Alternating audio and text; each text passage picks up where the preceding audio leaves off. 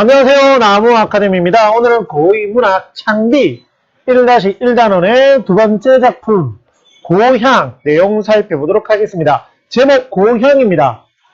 마음이 따뜻해지고 편안해지는 안식처와 같은 공간인데 이 작품에서는 일제강점기 또 열이 받는데 일본 개떼끼들 때문에 고향이 처참하게 고향뿐만 아니라 고향 속에서 살고 있었던 고향에서 살고 있었던 사람들이 인생이 처참해집니다. 그것을 1인칭 관찰자 시점의 서술 방식을 통해서 보다 객관적이면서도 또 혹은 주관적으로, 왜냐하면 왜 객관적인 부분도 있냐면 그가 이야기를 하거든요. 그 이야기를 그냥 듣는 거잖아요. 그걸 전달해 주는 것이니까 객관적이지만 꿀물이 솟고 화가 나고 또 심리 변화가 생기거든요. 그의 인생에 대해서 연민으로 가겠죠. 안타까움으로 가겠죠. 이러한 부분들 때문에 어떤 주관적인 특성도 나타납니다.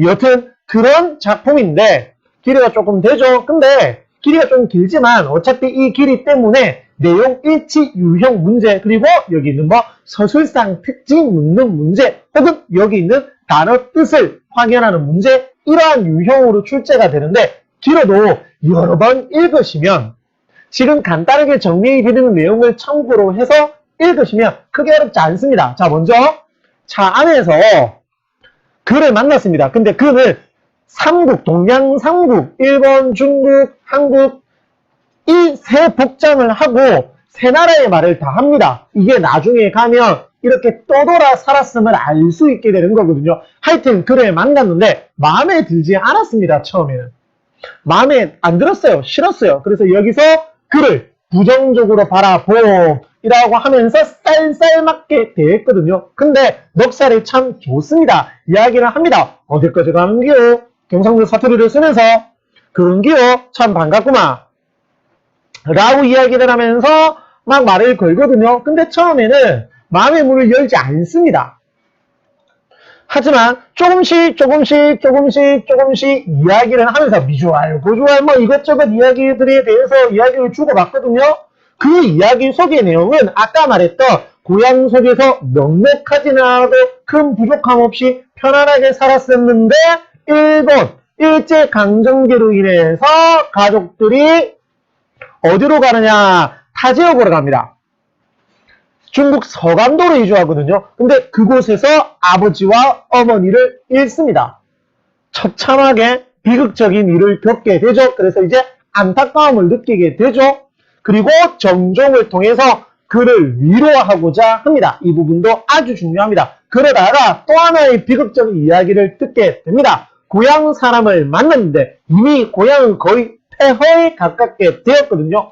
근데 그래도 우연찮게 고향 사람을 만났는데 결혼 이야기가 있었던 그냥 옛 연인이라고 표현할게요. 사실 연인까지는 아니지만 옛 연인을 만났는데 그 연인은 하나 만났다라고 되어 있죠. 이곳에 살던 사람 만났다라고 되어 있죠. 만났는데 죽은 사람을 만난 것 같다라고 했습니다. 왜냐?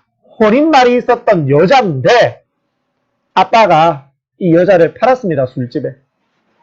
아버지 참 나쁘죠. 근데 어쩔 수 없었습니다. 그 일제강점기라고 하는 비참한 현실 속에서 그런 선택을 한 것입니다.